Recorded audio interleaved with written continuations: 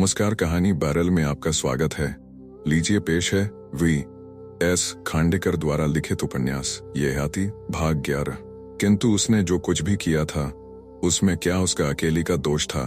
एक विचित्र करुणा की टीस मेरे मन में उठी। सामने मृत्युशैया पर पड़ा माधव मेरे लिए परसों यह मूसलाधार वर्षा की परवाह न करते हुए भीगते चला था, आज बेहोशी में यहाँ पड़े पड़े तड़प रहा है। वैसे ही यह मुकुलिका, मैंने सहानुभूति भर स्वर में पूछा। कैसी हो मुकुलिके, अच्छी तो हो ना? आगे आकर मुझे प्रणाम करते हुए उसने कहा, महाराज की कृपा से दासी ठीक से है। चेहरे पर शर्मीली मुस्कान लिए वह कोने में खड़ी रही। उसकी ओर देखते देखते मुझे लगा यौवन भी कितना नाजुक फूल है। मुकुलिका मेरी सेवा के लिए अशोक वन में थी तब उस रात की याद ताजा हो गई। पिताजी की मृत्यु की कल्पना से मैं बहुत ही परेशान और बेचैन था। जैसे तप्त मरुभूमि से चलते आया कोई पथिक पेड़ की छांव खोजता रहता है, उसी तरह मैं अपनी मानसिक वेदनाओं से छुटकारा पाने की कोशिश कर रहा था। मुकुलिका ने ही मुझे उस मुक्ति का मार्ग दिखाया था।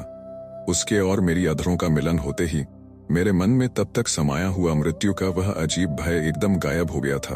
एक बीमार की शैया के पास बैठते पुरानी कामुक स्मृतियों में रंग जाने वाले अपने मन पर मुझे शर्म आने लगी। राजवैद्य को आठों पहर माधव के पास बैठने का आदेश देकर मैं कमरे से बाहर आ गया। मुकुलिका भी मेरे पीछे पीछे आ गई। शर्मीली मुस्कान से उसने कहा, महारानी जी को अब तक मैंने देखा ही नहीं है। माधव अच्छा हो जाए तब राजमहल आ जाना, दर्शन हो जाएंगे। क्या युवराज चलने लगे, बोलने लगे? महाराज को वे कैसे पुकारते हैं? मैंने उसे कोई उत्तर नहीं दिया, किंतु मेरे कानों में तत् शब्द गूंजने लगा।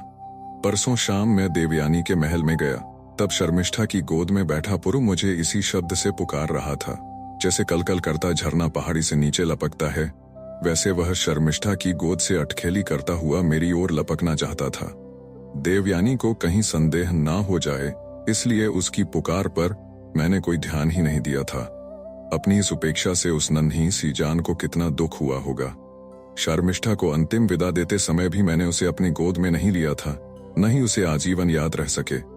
ऐसे चुंबनों की बरसात उस पर की थी, उसके मस्तक को अपने आंसुओं से नहलाया नहीं। पिता भी क्या इतना निर्मम हो सकता है? अब इस समय पुरु कहाँ होगा? शर्मिष्ठा क्या कर रही होगी? बचपन में अपनी गुड़िया की शादी में भी मोतियों के अक्षत फेंकने वाली शर्मिष्ठा आज अपने बच्चे के लिए किसके द्वार पर आंसू बहाते हुए रोटी के 2 टुकड़ों के लिए मोहताज होगी। मुझे चुप देखकर मुकुलिका कुछ असमंजस में पड़ गई। उसने मुलायम स्वर में कहा, मुझसे क्या कोई भूल हो गई महाराज? अपने मन की विकलता को छिपाने के लिए मैंने कहा, नहीं नहीं नहीं, तुमसे नहीं, मुझसे ही भूल हुई है। तुम इतने दिनों बाद मिली। माधव जैसे मेरे परम मित्र की शुश्रूषा करते हुए मैंने तुम्हें देखा। फिर भी कहो कैसी हो? इतना ही कहकर मैं रह गया। अच्छा यह तो बताओ तुम माधव के यहाँ कैसे आ गई? वह कहने लगी, एक महात्मा की सेवा कर रही हूं मैं। तीर्थ यात्रा करते करते वे यहाँ आए हुए हैं। नृत्यशाला के पास वाले मठ में हम लोग रहते हैं। माधव को ज्वर आते ही उसकी माँ बहुत घबरा गई। बेचारी ने अनेक संकट झेले हैं, अब तो उसका मन जैसे टूट सा गया है। सुना कि इन दिनों माधव को किसी लड़की से प्यार हो गया है। उनका विवाह भी शीघ्र ही होने जा रहा था। परसों रात ही माधव आपको सब बताने वाला था, किंतु बिल्कुल ही अचानक ये अजीब बीमारी घर में आ गई। चोर चढ़कर 2 पहर भी नहीं बीते कि माधव को सन्निपात भी हो गया। बुढ़िया का तो रहा सहा, धीरज भी टूट गया। वह मठ में गुरु महाराज का प्रवचन सुनने के लिए आया करती थी। उसने गुरु महाराज की गुहार की। उन्होंने मंत्र चलाकर कोई भभूत उसे दी। यह जानकर कि माधव के घर में सिवा तारका के और कोई नहीं है, उन्होंने मुझे यहाँ भेज दिया। तुम्हारे इन गुरु महाराज के हमें एक बार अवश्य दर्शन करने होंगे। उनके प्रवचनों से मन को शांति मिलती हो तो मुझे भी उसकी आवश्यकता है। मुकुलिका ने इस पर कुछ कहा नहीं, केवल हंस दी। उससे विदा लेते समय मैंने कहा, मुकुलिके, माधव मेरा दूसरा प्राण है। ऐसा मित्र संसार में ढूंढे नहीं मिलेगा। एकदम जी जानकर लगाकर उसकी सेवा करना। मैं तुम्हारे इस उपकार को भुलाऊंगा नहीं। फिर से शर्मीली मुस्कान के साथ उसने कहा, चलिए भी महाराज, ये भी भला कोई कहने की बात हुई। उस रात भी मुझे नींद नहीं आई। मन पहले तो मुकुलिका के बारे में ही काफी देर तक सोचता रहा। राजमाता वानप्रस्थ होकर चली गई, इसीलिए शायद उसे हस्तिनापुर कदम रखने की हिम्मत हुई थी। किंतु मैं इस बात पर हैरान नहीं था कि उसने फिर से नगर में पांव धरने की हिम्मत दिखाई थी। मैं हैरान तो था यह देखकर कि पिछली अशोक वन वाली मुकुलिका और आज की मुकुलिका में बहुत अंतर था। वह एकदम बदल गई। वह मुकुलिका लंपट थी और यह मुकुलिका सेवाशील। जिन साधु महाराज की टोली में यह रहती है उनके दर्शन अवश्य ही करने होंगे। कौन कहे, शायद वह कोई त्रिकालज्ञ महात्मा हो। शर्मिष्ठा और पुरु का पता उनसे मालूम हो सका तो मन में ही विचार आया ही था कि लगने लगा कोई मुझे जलते अंगारों पर से घसीटते हुए ले जा रहा है। शर्मिष्ठा कहाँ होगी, पुरु क्या कर रहा होगा। तो तक करता हुआ वह अबोध बालक बड़बड़ाने लगा तो शर्मिष्ठा पर क्या बीतती होगी। क्या वह अपने माता पिता के पास लौट जाएगी, कहाँ जाएगी, या अंत में निराश होकर हार कर पुरु को सीने से लगाए किसी पर्वत की चोटी से नीचे गहरी खाई में कूद जाएगी। खाई में गिरे शर्मिष्ठा और पुरु के खून से लथपथ शरीर मेरी आंखों के सामने दिखाई देने लगे। गिद्ध उन पर झपट रहे थे। मैंने कसकर आंखें मूंद लीं, फिर भी बंद आंखों को भी वह दृश्य दिखाई दे ही रहा था। अंशत विक्षत देहों से आरक्त अग्नि ज्वालाएं लपलपाती ऊपर उठी रही थीं और भीषण तांडव नृत्य किए जा रही थीं। कहाँ है वह कपटी प्रीतम, कहाँ है वह कामुक पति, कहाँ है वह गैर जिम्मेदार पिता। वे अग्नि ज्वालाएं दिन भर मेरा पीछा करती रहीं। रात में भी उन्होंने मुझे छोड़ा नहीं। आधी रात बीत गई, फिर भी मुझे नींद नहीं आ पाई थी। आखिर मैंने कल से भी कुछ अधिक मदिरा ले ली ताकि अब तो नींद आ जाए, और भी लेने को जी कर रहा था ताकि कोई स्वप्न दिखाई न दे। बार बार मन में इच्छा जागती थी कि इतनी और पी लूं कि सुध बुध खोकर ढेर हो जाऊं, किंतु देवयानी को दिया हुआ वचन याद आ गया। उसका शीघ्र कोपी स्वभाव आंखों के सामने खड़ा हो गया। बड़ी ही मुश्किल से मैंने मन को काबू में रखा, किंतु एक तरफ तो मैंने मन को इस तरह काबू में किया, दूसरी तरफ स्वच्छंदता से भटकने लगा। पता नहीं मदिरा से उत्तेजित शरीर को स्त्री सुख की प्यास शायद अधिक ही सताती थी। स्त्री के कोमल स्पर्श के लिए मैं बुरी तरह तड़पने लगा। एक बार सोचा उठकर सीधा देवयानी के महल में पहुंच जाऊं, किंतु तुरंत ध्यान में आया मुंह से मदिरा की महक आती देखते ही वह एकदम आग बूला हो जाएगी। एक तरफ इस कल्पना से कि शर्मिष्ठा कहाँ होगी मन व्यथित हो रहा था, और दूसरी तरफ उसके सहवास में बिताए उन्मादक प्रणय क्षणों का चिंतन भी कर रहा था। इसी उधेड़-बुन में मैंने वह सारी रात काट दी। माधव के स्वास्थ्य का हाल पूछने मैं हर रोज उसके यहाँ जाता था और रोज ही उदास मन से लौटकर राजमहल ला जाता था। मैं बड़ी उम्मीद लगाए बैठा था कि आज नहीं तो कल मेरा मित्र होश में आ जाएगा, मुझे पहचान लेगा। उसका हाथ अपने हाथों में लेकर मैं उसे अपने अंतरतम की सारी अकुलाहट और छटपटाहट बता दूंगा। न उठ सकने वाले हाथों से वह मेरी आंखों में आए आंसू पोंछने का प्रयत्न करेगा, किंतु राजवैद्य प्रयत्नों की पराकाष्ठा कर रहे थे। माधव की माँ दिन रात उसके पास जागती बैठी रहती थी ताकि कालसर्प को उसे दंश करने से रोक सके। मुकुलिका पल का भी विश्राम लिए बिना उसकी सेवा में लगी रहती थी। मुग्ध तारका माधव के पैर दबाती हुई बैठी रहती और किसी डरी सहमी हिरनी की तरह आने जाने वाले प्रत्येक के चेहरे देखती रहती थी। 5वें दिन प्रतीत हुआ कि माधव शायद होश में आ रहा है। वह बहुत कराह रहा था। तारका ने यूं ही उसे काका काका कर आवाज दी। हम सबको लगा कि माधव ने उसका उत्तर दिया। उसकी हुंकारी सुनकर तारका की आंखों में आनंद के आंसू आ गए और वह हर्ष से भागती हुई दादी दादी कहती भीतर चली गई। राजवैद्य की मुद्रा पर भी संतोष की छटा उभर आई। मुकुलिका भी बाग बाग हो गई। मुझे भी बहुत आनंद हुआ। मैं माधव के सिरहाने जा बैठा और बोला, माधव माधव पहचाना मुझे। कराहते हुए वह बुदबुदाया, महारानी यह महाराज की आज्ञा है। आज ही बिल्कुल पहली बार आज ही यह पूरा वाक्य वह बोल गया था, किंतु उसे सुनते समय ऐसा लगा जैसे कोई मेरे कलेजे को आरे से चीरता जा रहा है। उस भीषण रात में पुरु को लेकर रथ से उतरते समय शायद शर्मिष्ठा ने इससे पूछा होगा, मुझे उतरना ही होगा। माधव को उसे ऐसी आंधी तूफान वाली रात में असहाय छोड़ देना घोर निर्दयता प्रतीत हुई होगी, किंतु उसे वैसा करना अनिवार्य भी था। इसीलिए शायद इसने शर्मिष्ठा से विवशता से कहा होगा, यह महाराज की आज्ञा है। माधव की भावुकता को मैं अच्छी तरह जानता था। उस आंधी तूफान को उसका शरीर बर्दाश्त नहीं कर सका। उसी तरह मेरे द्वारा शर्मिष्ठा को इस तरह त्याग दिए जाने की भी उसका मन बर्दाश्त नहीं कर सका। और एक मैं यह याति था जिसे शर्मिष्ठा जैसी निरीह प्रेम मूर्ति का, ऐसी शर्मिष्ठा का जिसने मेरे कंधे पर माथा रखने में ब्रह्मानंद अनुभव किया, मेरे बाहुपाश में अपने आप को मृत्यु से भी सुरक्षित माना। त्याग करते समय कुछ भी नहीं लगा। उस रात स्वप्न में वे ही दो आवाजें मुझे फिर सुनाई दी। दोनों जोर जोर से लड़ रही थी। मैं फिर चौंक कर जाग गया और सिरहाने के पास रखा मदिरा का चशक उठा लिया। वह हाला का प्याला नहीं था, एक सागर था। मेरे मन में धके बड़वानल को उस सागर में ही डुबो देना संभव था। 8 दिन हो गए किंतु माधव का बुखार कम होने के कोई आसार दिखाई नहीं दे रहे थे। किंतु 9वें दिन अकस्मात वह चल बसेगा, किसी ने नहीं सोचा था, राजवैद्य ने भी नहीं। उस दिन उसे एकदम पसीना छूटा। आज बुखार उतरने की आशा हो गई थी। वह होश में भी आया। उसने मुझसे पूछा, वह कहाँ है? मुझे लगा वह शर्मिष्ठा के बारे में ही पूछ रहा है। मैं चुप रहा, किंतु उसकी माँ उसके प्रश्न के रुख को बराबर समझ नहीं पाई। उसने माधव की मंगेतर को बुला भेजा। मैंने उसे अब तक कभी देखा नहीं था। 17-18 वर्ष की वह नव युवती बहुत ही विनम्रता से माधव के बिस्तर के पास आकर खड़ी रही। उस हालत में भी उसके सौंदर्य ने मुझे आकर्षित कर लिया। सोचा, माधव बहुत ही भाग्यशाली है। माधव ने अपनी मंगेतर से कहा, आओ यहाँ मेरे पास बैठ जाओ, शर्माओ नहीं। फिर राजवैद्य की ओर मुड़कर उसने कहा, वैद्यराज, मैं इस बीमारी से अच्छा तो हो जाऊंगा ना? राजवैद्य ने कहा, कुछ दिन जरूर लग सकते हैं किंतु आप निश्चय ही अच्छे हो जाएंगे। फिर मेरी ओर मुड़कर माधव ने कहा, महाराज, मैं अभी मरना नहीं चाहता। मैं मर गया तो तारका को कौन संभालेगा? मैं ऐसा ही तड़क फड़क चल बसा तो उसका मतलब होगा मैंने इस माधवी को धोखा दिया। इसने और मैंने मिलकर काफी स्वप्न संजोए हैं। महाराज, यह बहुत ही प्यारी और निष्पाप लड़की है, आपकी भाभी है।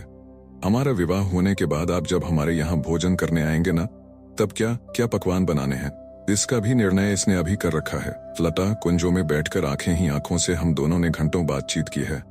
नदी किनारे हाथ में लिए केवल स्पर्श द्वारा संभाषण करते हमने कई घड़ियां बिताई हैं। हमने 4 आंखों से जो सपने देखे हैं उन्हें सच्चाई में उतारने तक मुझे जीना चाहिए। महाराज, मैं जीवित रहूंगा।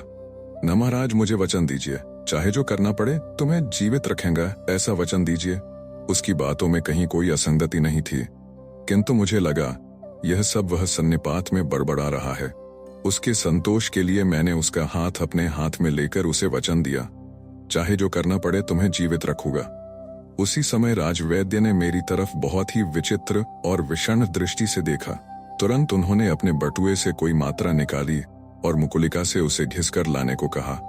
इतने दिन बेहोशी में असंगत बोलने वाला माधव अब एकदम धड़ाधड़ बोल रहा था।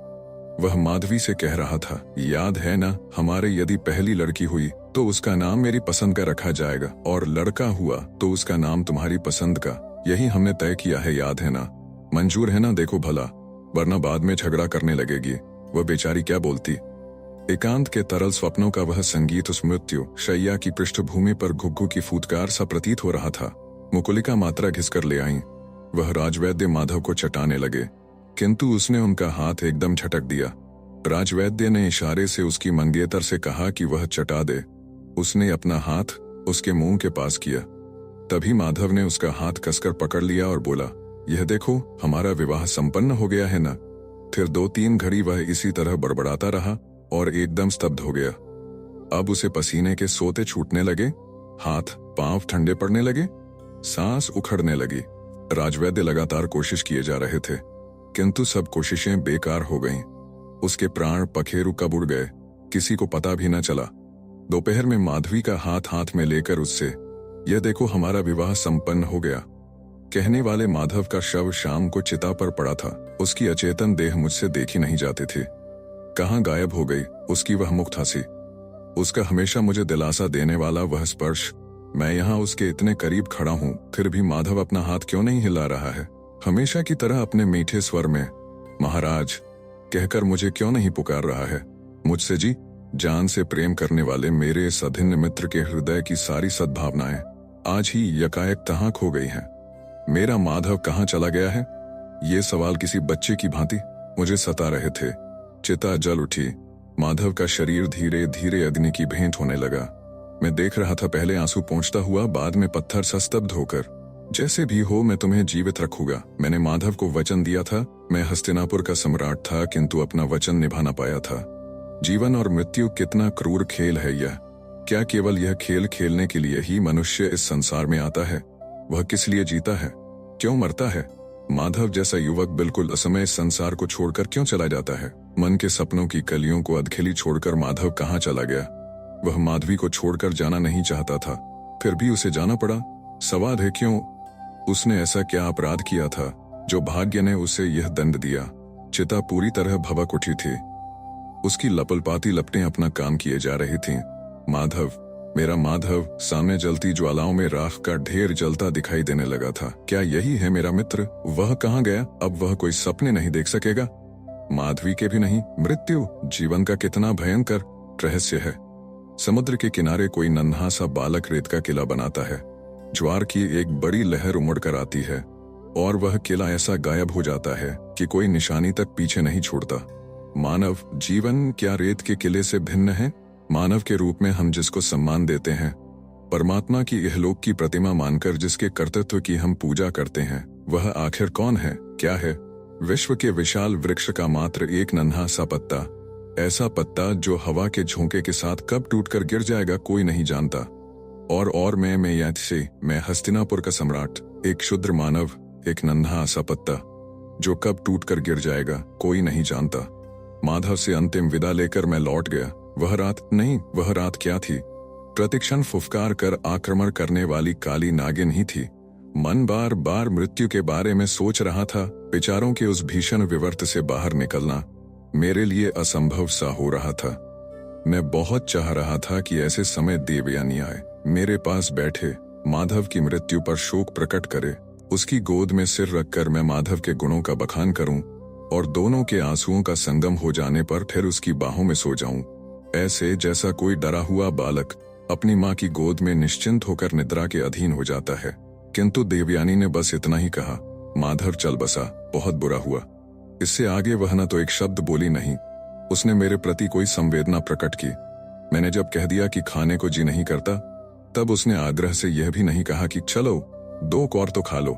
मैं जब अपने महल में जाकर पड़ा तड़पता रहा तो वह उधर फटकी तक नहीं। बहुत देर तक मैं बाहर के अंधेरे की ओर शून्य मन से देखता रहा। उस अंधेरे में अचानक मुझे राजमार्ग पर एक रथ दिखाई देने लगा। मैं जहां खड़ा था उसी ओर वह रथ तेजी से चला आ रहा था, किंतु उसके पहियों से जरा सी भी आहट नहीं आ रही थी। हाँ, उस अंधेरे में भी रथ के काले घोड़े मुझे साफ साफ दिखाई दे रहे थे। मैं घूर घूर कर देख रहा था, अपनी आंखों पर विश्वास नहीं कर पा रहा था। उद्यान के सभी फूल पौधों को कुचलता हुआ वह रथ सीधे आगे आया। जिस खिड़की के पास मैं खड़ा था उसी के आगे वह रुका। सारथी ने धीरे से पूछा, चलिएगा महाराज? मैंने कहा, महारानी सोई है, छोटा यदु भी सोया है। उनसे विदा लिए बिना अपने आगे के शब्द मुझे ही सुनाई नहीं दिए। देखते ही देखते उस सारथी का हाथ लंबा लंबा होता हुआ खिड़की तक आ पहुंचा। उसने मुझे इतनी आसानी से उठा लिया जैसे बगीचे के किसी पौधे का फूल तोड़ लिया हो। उसने मुझे अपने रथ में रख दिया। रथ चलने लगा।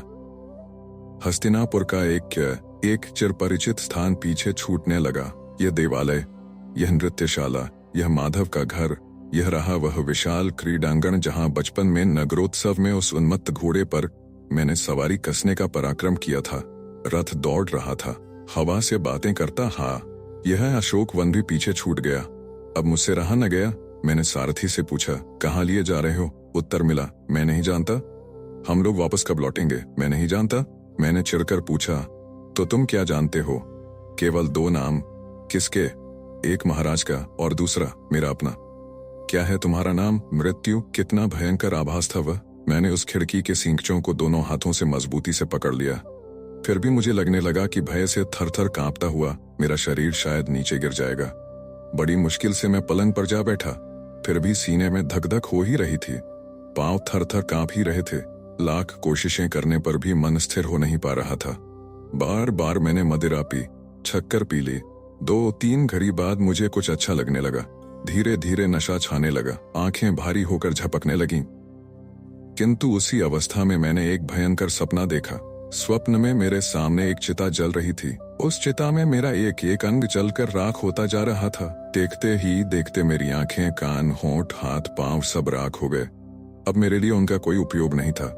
आंखों से वह सौम्य सुंदर प्रभा जो किसी मुग्ध युवती सी आई थी, अब दिखाई देने वाली नहीं थी। उग्र और उन्मादक मदिरा के समान ही मेरे होठों को अब अमृत भरे संजीवक होठों का स्पर्श नहीं होगा। महकते हुए सोन, चंपा के फूलों और पूरे पके अनानास की भीनी भीनी खुशबू के समान ही प्रगाढ़ आलिंगन में एक जीवी बनी प्रेयसी के केश, श्रृंगार की मंद सुगंध भी अब फिर कभी मैं नहीं ले पाऊंगा।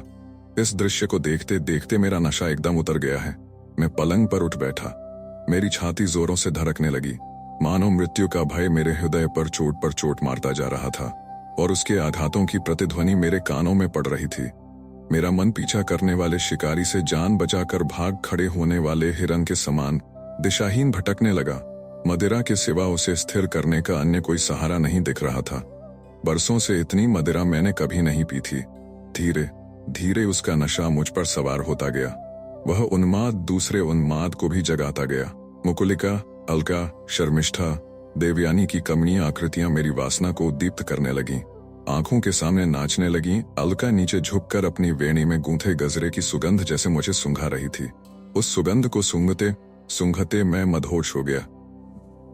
वह दूर जाने लगी।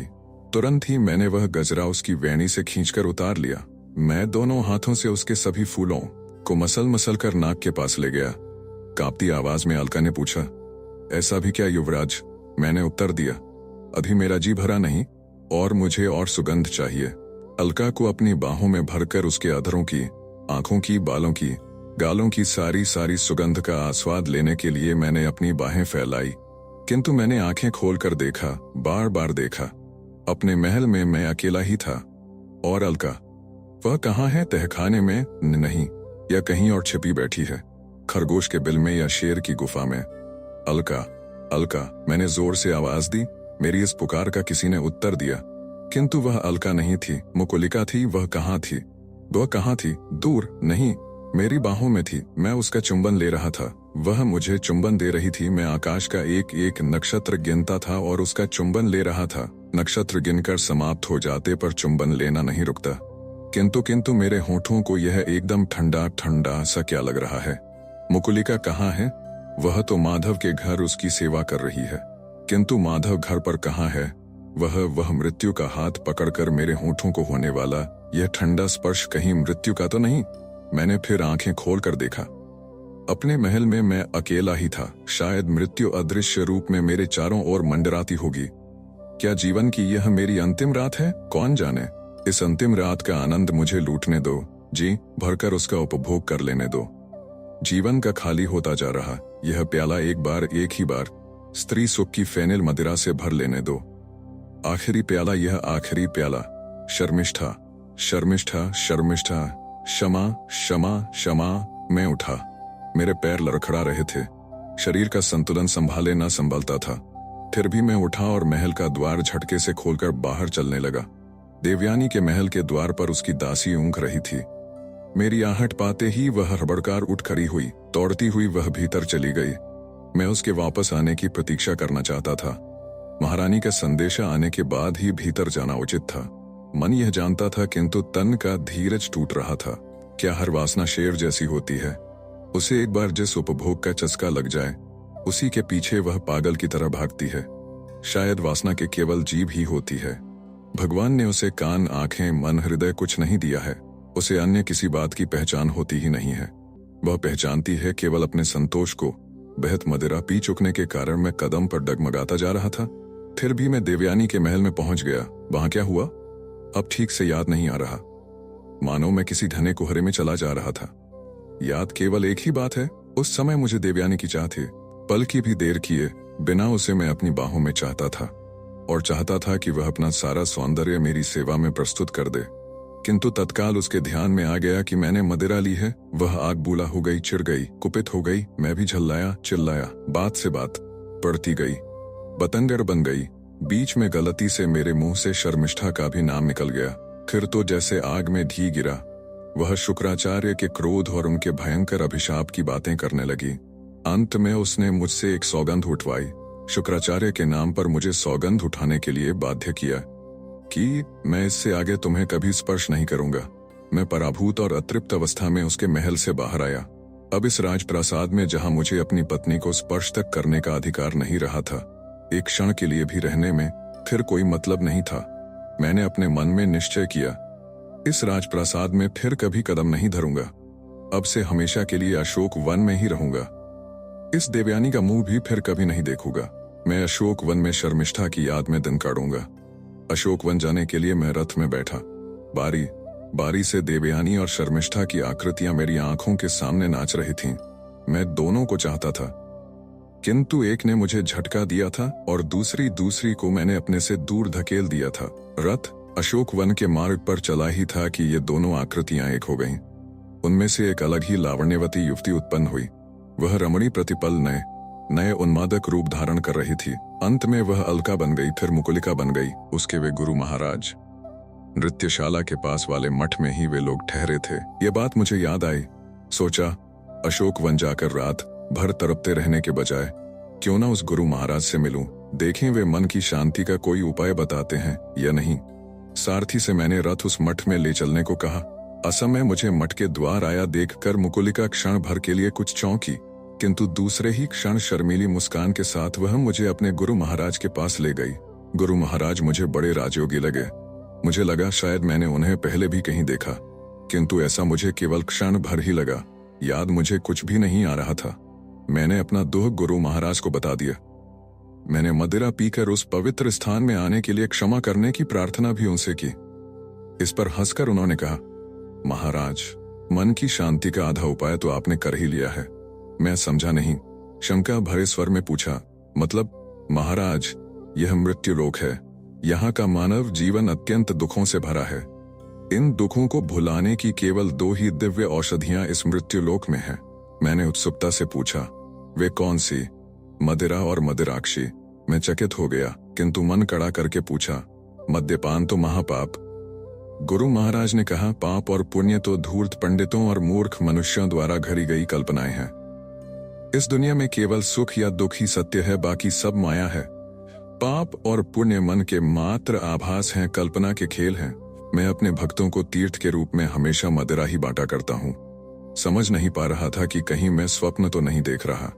गुरु महाराज ने कहा, महाराज, आपको मन की शांति चाहिए ना? उसे देने वाली अनेक देवियां मेरे वश में हैं। उनमें से किसी की भी आप आराधना कीजिए। वे उठे और चलने लगे। मैं मंत्रबद्ध मनुष्य के समान चुपचाप उनके पीछे जाने लगा। चल तो मैं हमेशा की तरह धरती पर ही रहा था, किंतु क्षण क्षण प्रतिपल लगता था मैं किसी पर्वत की चोटी पर से नीचे गहरी खाई में लुढ़कता जा रहा हूँ। इस खाई का कोई अंत नहीं है। प्रकृति के प्रारंभ से आज तक सूर्य की एक भी किरण इस खाई में कभी आई ही नहीं है। शर्मिष्ठा मैं फिर हस्तिनापुर जा रही थी।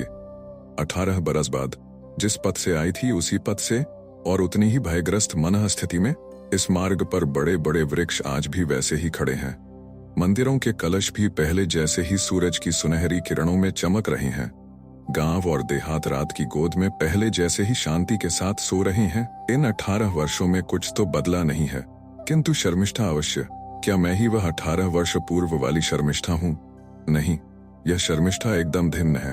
वह शर्मिष्ठा माँ थी तो पत्नी भी थी, प्रणयनी भी थी। आज की शर्मिष्ठा केवल माँ के रूप में शेष है। इस एक प्रश्न के अलावा कि मेरा पुरु कुशल से तो होगा ना, उसे दूसरा कुछ भी सूझ नहीं रहा। शुक्राचार्य की घोर तपस्या के कारण चिंताग्रस्त कचयति, अंगिरस आदि ऋषि मुनियों को जिस बात का भय है, उसका भय मेरे मन को स्पर्श तक नहीं कर पा रहा है। मुझे बस एक ही भय है, पुरु कहाँ होगा? विजय यदु के साथ क्या वह हस्तिनापुर जाएगा? दया तो क्या देवयानी उसे पहचान लेगी? उसकी शक्ल सूरत महाराज से काफी मिलती है। देवयानी ने उसे पहचान लिया तो मेरे साथ संरक्षक तो है, किंतु उनके अलावा यह अलका भी तो है। इस सुनहरी केश वाली लड़की को पुरु से प्रेम हो गया है। उसे वह कभी कहकर नहीं जताती, किंतु खिलते फूलों को कोई कितना ही छिपा कर रखे सुगंध से तो उनका पता चले ही जाता है ना। इस लड़की ने मेरे साथ आने की जिद की। पुरु को मनाने के लिए इसका उपयोग हो सकता है, ऐसा मुझे भी लगा, इसलिए इसे भी साथ ले आई हूँ। किंतु कातर बेला में यह ढीठ लड़की आंखें पोंछने लगती है तो मेरा भी दिल भर आता है। आधी रात बीतते तक फिर आंख नहीं लग पाती। पिछले 18 वर्ष की सारी यादें सजीव होकर मन के रंगमंच पर एक एक कर आने लगती हैं। बिल्कुल उस भयंकर आधी रात से लगाकर उस आधी रात में माधव चला गया। मैं गहरे अंधेरे में मूसलाधार वर्षा में अकेली रह गई। अकेली नहीं, मेरा पुरु जो था मेरे पास भीख कर तर हो गया। मेरा पुरु कल यदि वह बीमार पड़ गया तो उन उद्दंड पंच महाभूतों पर मुझे बड़ा क्रोध आ गया। इतना भी उनके ध्यान में नहीं आ रहा था कि एक माँ अपने सुकुमार बच्चे को लेकर इस निर्जन प्रदेश में अकेली खड़ी है। चाहिए तो था कि वे मुझे धीरज बंधाते, मेरा हौसला बढ़ाते, किंतु उल्टे वे मुझे डराए जा रहे थे। यह काट खाती तेज हवा, यह काला स्याह आकाश, ये कड़कती बिजलियां, ये भला मुझ पर कहाँ तरस खाने वाले थे। जहाँ मानव पाषाण बन जाता है वहां पाषाणों से मानवता की आशा करना बेकार ही है। देवयानी तो मेरे प्राण लेने पर तुली थी। महाराज हिम्मत न दिखाते तो उसी तहखाने में शर्मिष्ठा का अभागा जीवन समाप्त हो गया होता। किंतु क्या जीवन का दस्तूर यही है कि एक सीमा से परे जाकर मनुष्य प्रेम भी नहीं कर सकता? ये सच है कि महाराज ने मेरे प्राणों की रक्षा की, किंतु अपनी लाडली शर्मिष्ठा को इस तरह अनाथ और असहाय बनाकर आंधी पानी में अकेली उनसे कैसे छोड़ा गया? काश वे कह सकते कि शर्मिष्ठे, मुझे यह राजपाट नहीं चाहिए, ऐश्वर्य नहीं चाहिए, मुझे केवल तुम्हारी चाह है। चलो मैं भी तुम्हारे साथ आता हूँ। आओ हम दूर कहीं हिमालय की तलहटी में जाकर सुख से रहेंगे। ऐसा होता तो मुझे कितना आनंद होता, कितना धीरज बंध आता। मैं उन्हें अपने साथ हरगिज ना आने देती, किंतु इन मधुर शब्दों का पाथे उन्होंने मुझे दिया होता तो उमड़ते घुमड़ते बादलों की गड़गड़ाहट और बिजलियों की कड़कड़ाती चकाचौंध में भी प्रीति का वह संजीवनी मंत्र मेरे कानों में हमेशा गूंजता रहता। किंतु शर्मिष्ठा इतनी भाग्यशालिनी कहाँ थी, कह नहीं सकती। उस रात मैं कितना चल गई, कैसे इतना चल गई? कुरकुली इतना चलना मेरे लिए कैसे संभव हो पाया? पिशाच की तरह चीखती हवा से बिना डरे, डायन की भांति झपटती, बिजलियों की तनिक भी परवाह न करते हैं, अंधिया देने वाले अंधेरे से हार न मानते हुए कैसे मैं सारी रात भर चलती रही। पता नहीं, शायद विपदाओं में मनुष्य की सारी शक्तियां जागकर शत्रु का मुकाबला करने लगती हैं। किंतु राजकन्या के नाते लाड़ प्यार में पली, हमेशा पालकी में बैठकर ही घूमती फिरती रही और फूलों के पावड़ों पर ही चलती आई शर्मिष्ठा घने जंगलों में कांटों भरी राहों पर कितने ही पहर बीतते चलती ही रही, राह काटती ही रही, हस्तिनापुर को पीछे छोड़कर मृत्यु की गुफा से दूर और दूर भागती ही रही। उस समय वह महाराज वृषपर्वा की कन्या नहीं थी, ययाति महाराज की प्रेयसी नहीं थी। इस संसार से उसका बस एक ही नाता शेष था, वह एक बच्चे की माँ थी।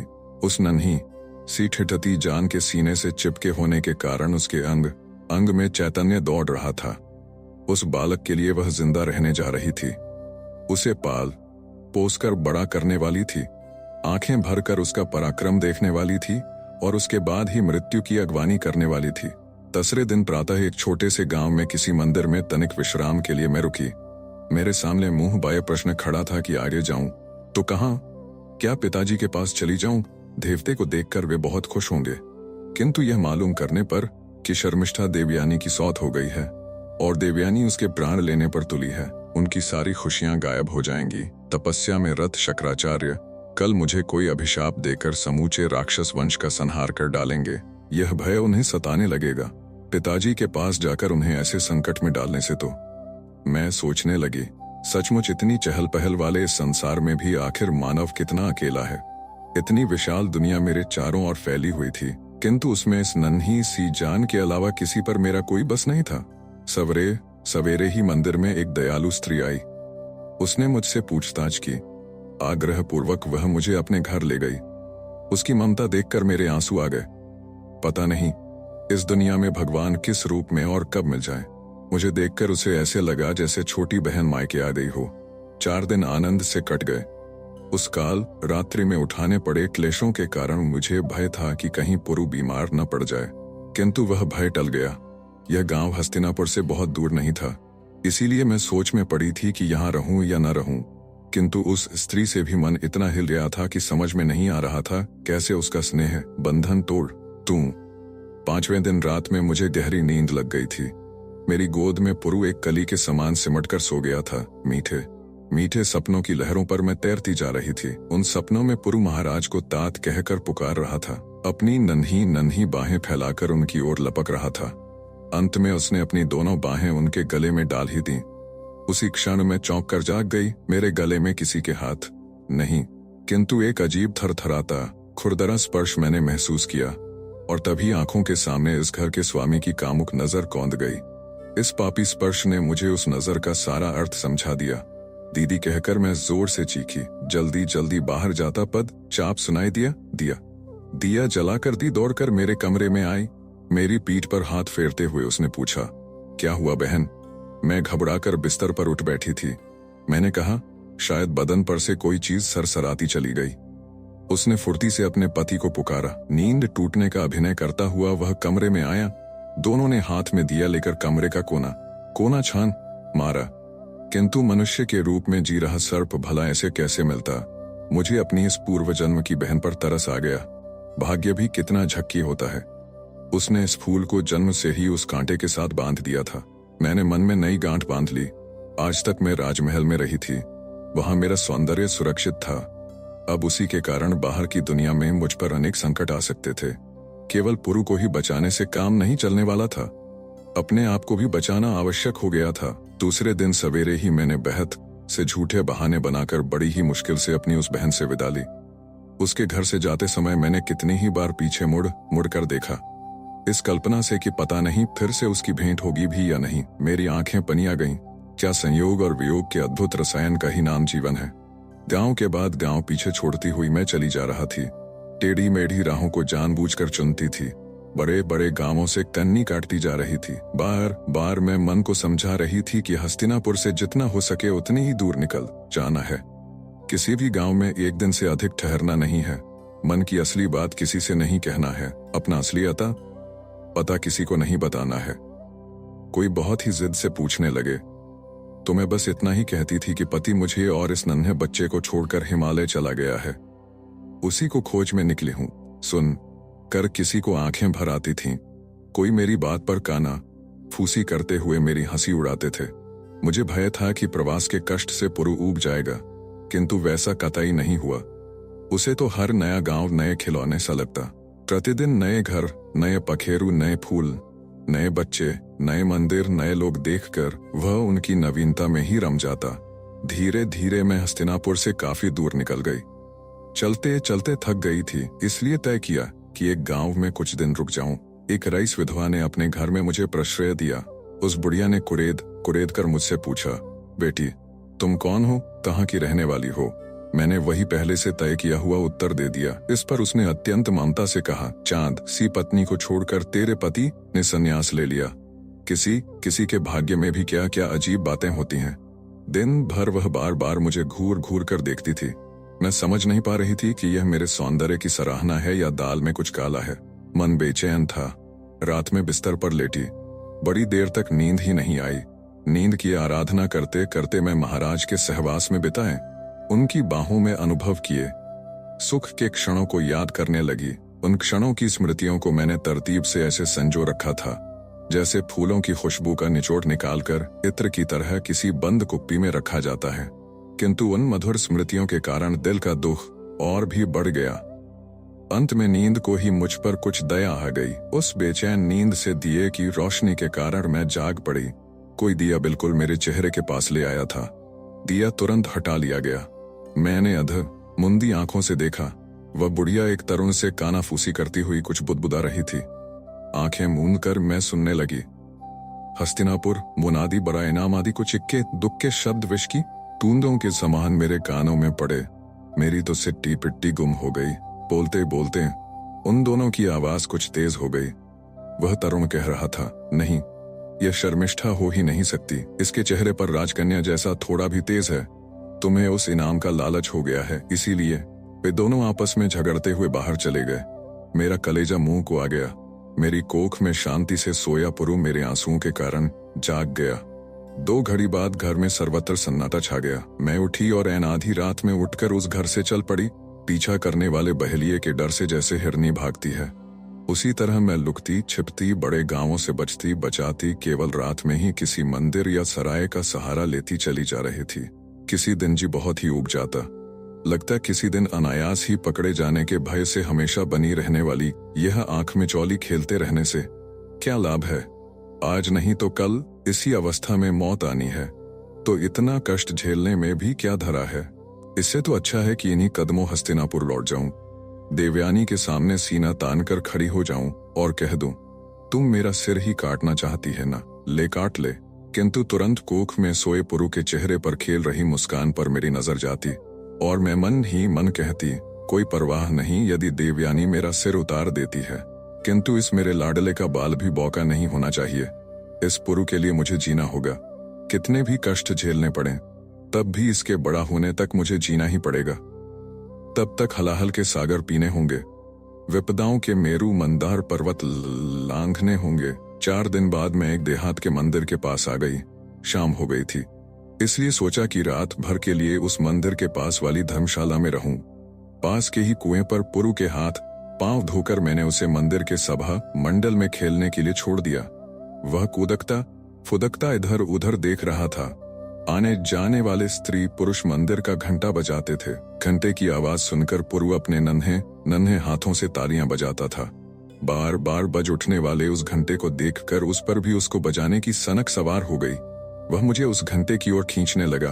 मैं एक खंभे की ओट में विश्राम कर रही थी। पहले तो मैंने कुछ आनाकानी कर दी, टाल मंटोल करके भी देखा, किंतु बालाहट के सामने मां की एक नहीं चलती। उद्धत और ऊटपटांग ढंग से मैंने उसे घंटे के पास ले जाकर ऊंचा उठाया। किलकारियां भरते हुए उसने अपना हाथ घंटे की ओर बढ़ाया ही था कि मंदिर के पास ही मुझे मुनादी सुनाई दी। मुनादी पीटने वाला चिल्लाकर कह रहा था, भाइयों सुनो, मुनादी सुनो, हस्तिनापुर की महारानी देवयानी देवी के राजमहल से एक सुंदर दासी भाग गई है। उसका नाम शर्मिष्ठा है। इस शर्मिष्ठा के पास एक छोटा सा बच्चा है। यह दासी व्यभिचारिणी है। उसे उसके बच्चे के समेत जो कोई हस्तिनापुर में महारानी के सामने लाकर खड़ा कर देगा, उसे बड़ा इनाम दिया जाएगा। मुनादी के पहले के शब्द सुनते ही मेरे पांव कांपने लगे। पुरु को मैंने ऊंचा उठाया हुआ था, किंतु मुझे लगने लगा कि शायद वह मेरे हाथों से छूटकर नीचे गिर जाएगा। मैं और भी डर गई और धम्म से नीचे बैठ गई। बच्चे की दुनिया कितनी सुखी हुआ करती है, उसके अज्ञान में कितना आनंद होता है। इस मुनादी के एक शब्द का भी अर्थ पुरु की समझ में नहीं आया था, इसलिए घंटा बजाने की धुन में ही वह मस्त था। घंटा बजाने को नहीं मिला, इसीलिए वह हाथ पांव पटकने लगा, गला फाड़कर रोने लगा। मेरे कानों में तो वही मुनादी गूंज रही थी। छाती जोर जोर से धक धक कर रही थी। पुरु को रोता देखकर एक अधेड़ आदमी मेरे पास आया और बोला, बच्चा रो रहा है, उसे चुप क्यों नहीं कराती, देखती क्यों नहीं, आखिर वह चाहता क्या है। फिर तुरंत ही वह मेरी ओर घूर कर देखने लगा। घने झंखाड़ से अपने शिकार की ओर देखने वाले शेर की सी लगी मुझे उसकी नजर। मैंने रोते हुए पुरु को उठा लिया और धर्मशाला में आ गई। अंधेरा बढ़ते ही मैंने धर्मशाला से प्रस्थान किया। उस मुनादी ने मुझे अजीब पशोपेश में डाल दिया था। मैं समझ गई कि भीड़ भड़के वाले बाजार, मंदिर, धर्मशाला जैसे स्थानों में इससे आगे ठहरना मेरे लिए खतरे से खाली नहीं। पता नहीं इनाम के लालच में केवल संदेह से भी कोई कब मुझे पकड़वा देगा। अब तो यह नितांत जरूरी हो गया था कि कोई ऐसा भेष बना लूं जिससे लोगों को यह बता सकूं कि मुनादी वाली दासी मैं नहीं हूं। कैसा रहे यदि मैं पुरु को किसी ऐसी स्त्री के पास रख दूं जिसके अपना कोई बच्चा नहीं हो। किंतु इस कल्पना मात्र ने मेरे दिल के टुकड़े टुकड़े कर दिए। पुरु को अपने से दूर कर दूं, नहीं, यह कदापि संभव नहीं। नहीं के बिना दीपक कैसे जलता रहेगा। पुरु की आंखें मेरे लिए चांद सूरज थीं, उसका कोमल स्पर्श मेरे लिए संरक्षक सुदर्शन चक्र था। उसका चुंबन तो मेरा ऐसा धन था जिसके सामने कुबेर का भंडार भी फीका रह जाता। नींद में ही वह मुस्कुराता तो मुझे आधी रात में अरुणोदय का आनंद मिलता। अब तो मुझे उसी के लिए जीना था। पुरु को लिए मैं उस अंधेरे में ही चल पड़ी। एक बात मन पर गहरी अंकित कर ली, अब किसी गांव में किसी के भी घर मुकाम नहीं करना है। गांव के बाहर कहीं पर भी, कभी जीर्ण देवालय में, कभी किसी की कुटिया में मौका लगा तो खुले मैदान में भी धरती का बिछौना बनाकर सोना है। प्राण जाए तब भी इस नियम को निभाते ही रहना है। इसके बाद 4-5 दिन तो आराम से गुजरे। मुनादी की याद कुछ धुंधली पड़ गई। कच की स्मृति से धीरज बंधने लगा। कच द्वारा दिया हुआ वह वस्त्र अब तक मैंने अपनी गठरी में ही रखा था। आज पहली बार मैंने उसे पहन लिया। उस दिन एक गांव के बाहर निर्जन देवालय में मैंने पड़ाव डाला था। देवालय की परली और घना जंगल था। क्षण भर तो कुछ डर लगा था। सोचा इस जंगल का शेर आकर इस देवालय में ही सोया होगा तो। फिर मन में विचार आया कि दुष्ट आदमियों की अपेक्षा तो जंगल के आदमखोर जानवर ही अच्छे हैं। देवालय में भगवान की मूरत के सामने अक्षय दीप जल रहा था। मैं पुरु को थपकियां देकर गोद में सुला रही थी। तभी कोई वैरागी मंदिर में आया। वह सीधे भगवान की मूर्ति की ओर गया। शायद मेरी गोद में लेटे पुरु का ध्यान उसकी ओर था। वह एकदम उठ बैठा। वह तत जोर जोर से पुकारने लगा। मूर्ति के सामने झुका वह वैरागी खड़ा हो गया। उसकी पृष्ठाकृति देखकर मुझे आश्चर्य हुआ। पीछे से वह ठीक महाराज की तरह दिखाई दे रहा था। तब मेरे ध्यान में आया कि उस दिन महाराज ऋषि का वेश बनाकर अशोक वन में मेरे पास आए थे। कहीं उसी वेश में अब वे मुझे खोजने तो नहीं निकले हैं। कहीं नियति की योजना ऐसी ही तो नहीं कि हम दोनों का पुनर्मिलन इस जीर्ण देवालय में, इस बीहड़ जंगल में हो। वह वैरागी मुड़ा और तेजी से डग भरता हुआ मेरे सामने से निकल गया। मैंने उसका चेहरा गौर से देखा। नहीं, महाराज की मुद्रा से उसका कोई साम्य नहीं था, लेकिन पुरु अवश्य ही तय कहकर रोने लगा। अशोक वन में जब वह रोने लगता तो मैं उसे महाराज का चित्र दिखाकर चुप करती थी, फिर वह शांत हो जाता था। किंतु यहाँ महाराज की मूर्ति मेरे हृदय पर अंकित तो थी, किंतु पुरु को कैसे बहलाती, यह सोचकर कि शायद ठंडी हवा में पुरु जल्दी सो जाएगा, मैं उसे लेकर देवालय के बाहर आ गई। चारों ओर चांदनी फैली थी। सारी सृष्टि ऐसे लग रही थी जैसे सहस्त्र पंखुड़ियों वाला कोई श्वेतकमल पूरा खिल गया हो। सामने फैला घना जंगल चांदनी में नहा रहा था। नहाते शिशु सा प्यारा प्यारा लग रहा था, और डरावनी लगने वाली झुरमुट झाड़ियां इस समय बगीचे के फूल पौधों की सी नाजुक प्रतीत हो रही थीं। चांदनी की लोरी सुनते संसार धरती की गोद में शांति के साथ सो गया था। पथ भूला एक नन्हा सा पंछी कलरव करता मेरे सामने से निकल गया। वो देखो चूं चूं कहकर मैंने उस पंछी की ओर उंगली उठाई। पुरु देखने लगा और खुशी से तालियां बजाने लगा। मैं कुछ और आगे बढ़ी, किंतु वह पंछी गायब हो गया। फिर भी पुरु उस पंछी के लिए जिद कर बैठा। इशारे से वह मुझे आगे चलने को कहने लगा। सामने का वन किसी ऋषि के प्रशांत आश्रम सा प्रतीत हो रहा था। एक पगडंडी पर चलते चलते मैं आगे बढ़ने लगी। पगडंडी की एक ओर कोई जंगली लता खिली थी। नाखून के आकार के नन्हे नन्हे नीले फूल उस पर लगे थे। उन फूलों के गुच्छे बहुत ही सुंदर थे। 2 गुच्छे तोड़कर मैंने पुरु को दिए। उन्हें नचाते हुए वह खिलखिलकर हंसने लगा। अब तो उस चांदनी ने मुझे ही मोहकर पागल बना दिया। वृक्षों के नीचे उसने क्या ही सुंदर रंगोलियां बनाई थीं। पेड़ों के शिखरों पर मानो वह गुलाबजल छिड़क रही थी।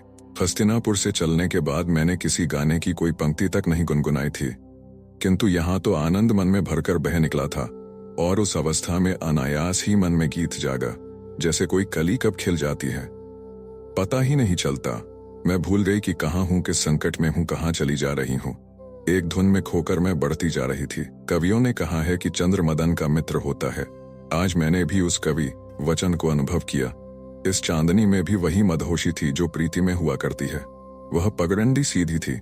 देखते ही देखते मैं उसे पार कर गई, पीछे छोड़ गई। लगता था उस ओर का जंगल एकदम समाप्त हो गया है। मैं भौचक्की रह गई। सामने एक विशालकाय चट्टान किसी प्रचंड कछुए के समान सामने खड़ी थी। उसके नीचे बहुत ही गहरी खाई थी। मैंने इधर उधर देखा।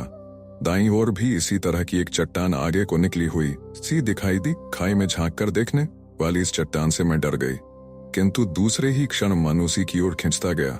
लगा कि उस चट्टान के एकदम सिरे पर जाकर खड़ी हो जाऊं और फैली खाई में झांक कर देख लूं। बचपन में भी तो इसी तरह के खेल खेला करते थे ना। मन सोच रहा था आज की चांदनी सचमुच बड़ी अद्भुत है। यह सारा सुंदर दृश्य ही अपूर्व है। फिर कभी वह दिखाई देने वाली नहीं है। जी भरकर इसे पी जाऊं। यह चट्टान आगे को निकलकर सीधी खाई में झुकी है तो क्या हुआ? इसमें डरने की क्या बात है? मृत्यु से चारों ओर से घिरा जीवन जीने में ही क्या मनुष्य आनंद नहीं मानता? तो जीवन के रुपहले क्षणों का रस चखते समय क्यों अन्य बातों का विचार किया जाए? मैं ढिठाई के साथ पुरु को लिए आगे बढ़ी। धीरे धीरे उस चट्टान के संकरे सिरे की ओर जाने लगी। तभी किसी की कर्कश आवाज आई, ठहरो ठहरो। मैं चौंकी। सो तो अच्छा हुआ कि मैं उस चट्टान के सिरे से काफी दूर थी। दूसरे ही क्षण ठहरो ठहरो शब्दों की प्रतिध्वनि मेरे कानों में पड़ी। मैं तुरंत पीछे हट गई, किंतु तभी धक से रह गई। समझ में नहीं आ रहा था कि चांदनी के इस व्यामोह के कारण अब मुझ पर क्या बीतने वाली है। एक बार लगा कि उसी पगडंडी से जोर से भाग निकलूं, जिससे होती हुई यहाँ तक मैं आ गई थी, किंतु ठहरो ठहरो कहने वाली वह आवाज एक पुरुष की थी। मेरा पीछा करके मुझे पकड़ लेना उस आदमी के लिए क्या मुश्किल था, और पता नहीं उसके साथ उसके कई साथी भी होंगे। कहीं इधर उधर होकर जंगल में ही छिपी बैठूं तो पुरुष मेरी तरफ पड़ता आ रहा दिखाई देने लगा। प्रतिपल वह आकृति मेरे पास पास आने लगी। शायद वह कोई वैरागी था।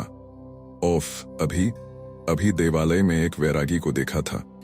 अब यह दूसरा वैरागी, इस कल्पना से कि शायद पास में ही कहीं किसी ऋषि का आश्रम होगा, मेरा हौसला कुछ बढ़ा। तभी वह कृष आकृति मेरे बिल्कुल पास आ गई। साफ चांदनी में मैंने उस तपस्वी की मुद्रा साफ साफ देख ली। मेरा मन आशा के शिखर पर से भय की गहरी खाई में जा गिरा। वह तपस्वी यति था। यति मेरी ओर टुकुर टुकुर देख रहा था।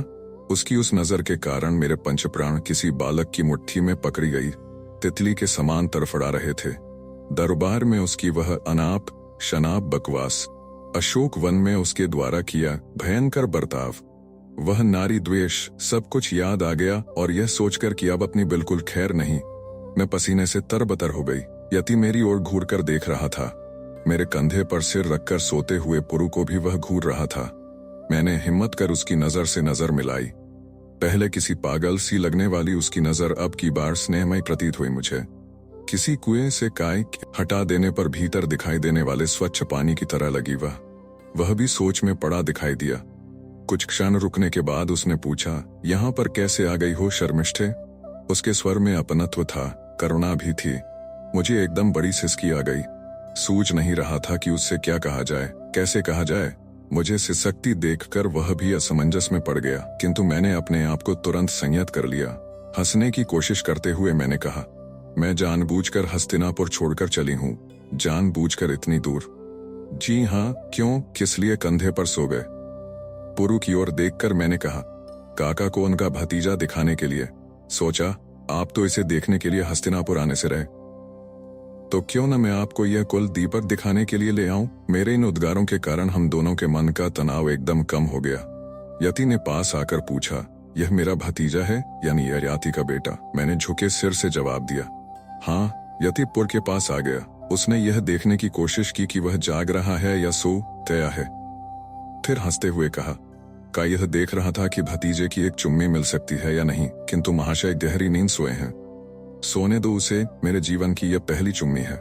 किसी अच्छे मुहूर्त पर ही उसे लेना होगा। मैं अवाक होकर देखती रही, उसकी बातों पर सोचती रही। यह यति है या कच्छ ही यति का रूप धारण कर आया है? वह विक्षिप्त विकृत यति कहाँ गया?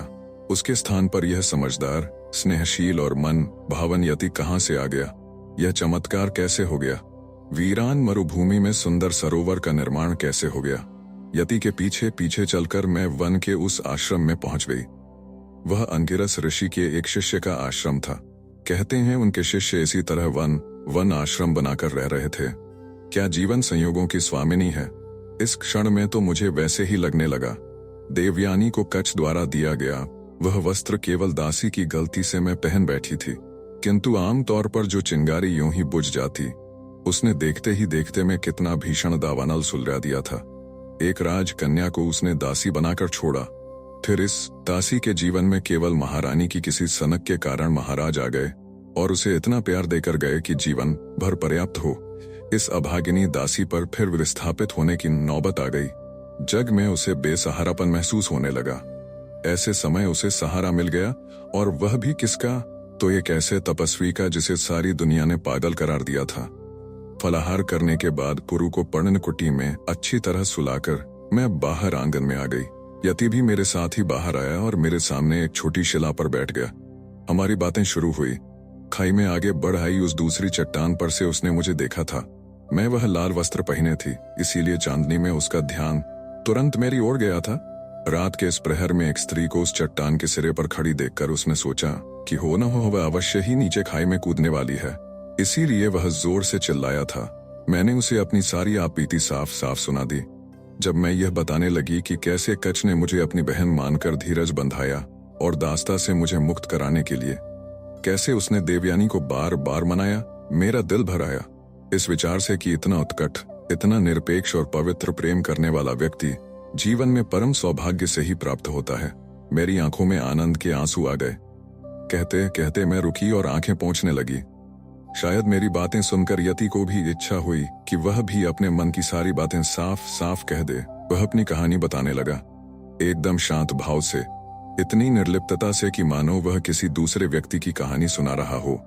वह अशोक वन से चला गया, तब उसकी अवस्था लगभग पागल जैसी थी। उसी हालत में वह बस्ती बस्ती भटकता फिरा, किंतु अंगिरस ऋषि के शिष्यों के आश्रम स्थान पर थे। कच्छ ने प्रत्येक आश्रम को यति के बारे में पूरी जानकारी भेज दी थी। यह संदेश भी दे रखा था कि किसी को वह मिल गया तो उसे भृगु पर्वत पर भिजवा दें। उन्मन भटकते यति को पाते ही अंगिरस के शिष्यों ने उसे पुचकार कर कच्छ के पास भेज दिया। कच्छ ने सगे भाई की तरह उसकी सेवा की। जीवन के बारे में गलत धारणा कर लेने के कारण यति घर गृहस्थी और उसके दुखों से बचपन से ही मन में एक डर लिए बैठा था, इस नहुष के पुत्र कभी सुखी नहीं होंगे। यह अभिशाप सुनते ही उसके मन का संतुलन खो गया। सुखी होने के उपायों की खोज में वह घर से भाग निकला।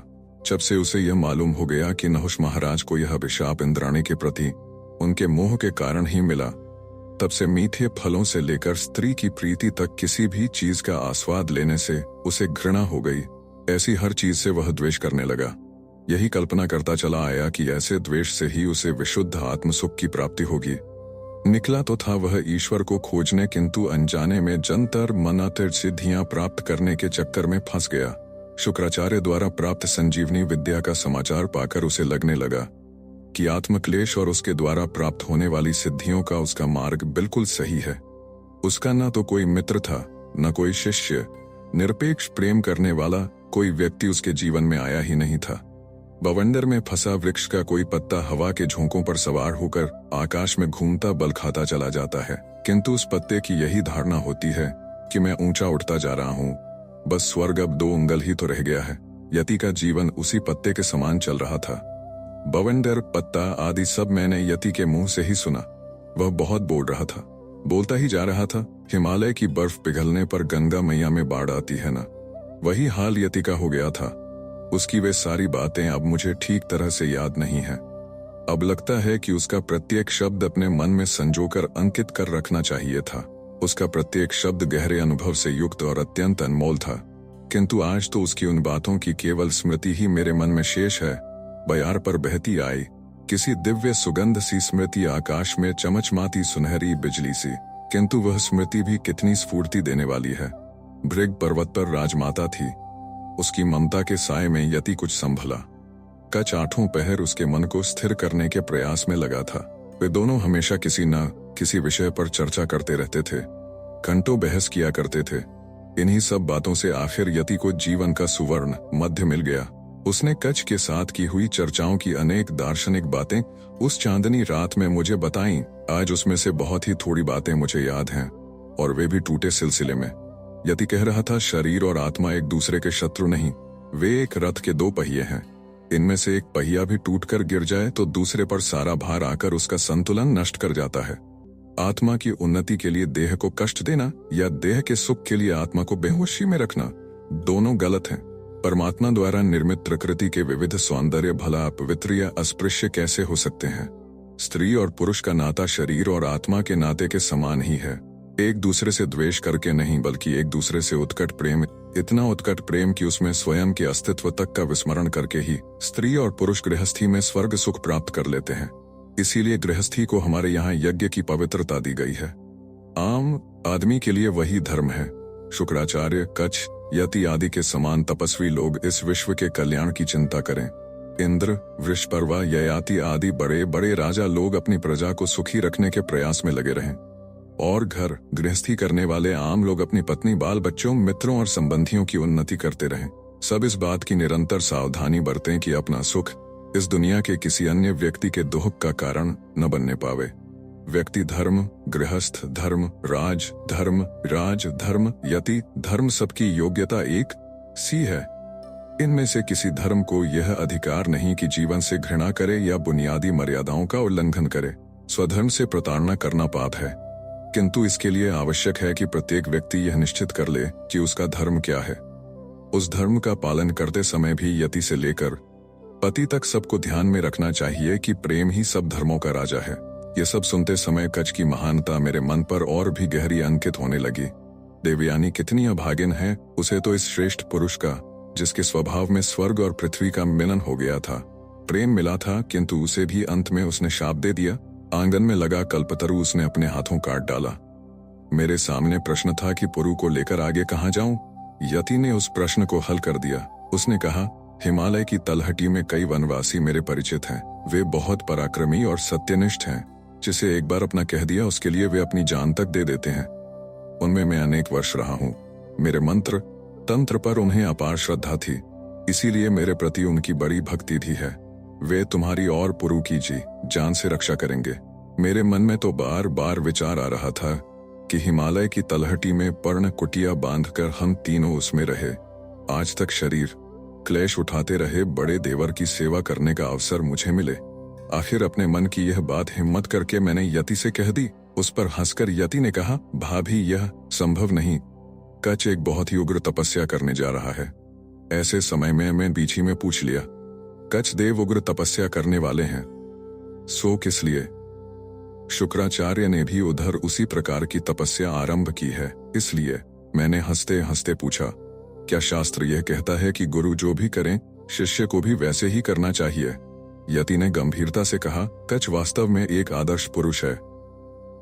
उसके स्वभाव में मत्सर नहीं, कीर्ति की लालसा नहीं, देवगुरु बनने की हवस नहीं, किंतु उधर शुक्राचार्य की महत्वाकांक्षा है कि संजीवनी विद्या को खो देने के कारण अब उससे भी अधिक प्रभावी विद्या प्राप्त करके दानवों को पुनः देवताओं से अधिक शक्तिशाली बनाए। मैं महाराज वृषपर्वा की कन्या रही। इस कल्पना मात्र से कि शुक्राचार्य की तपस्या के फलस्वरूप दानवों की शक्ति बढ़ेगी। आप सुन रहे थे कहानी बैरल से V.S. खांडेकर द्वारा लिखित उपन्यास यति भाग 11। वीडियो पसंद आया तो इसे लाइक करिए और चैनल को भी सब्सक्राइब कीजिए। धन्यवाद।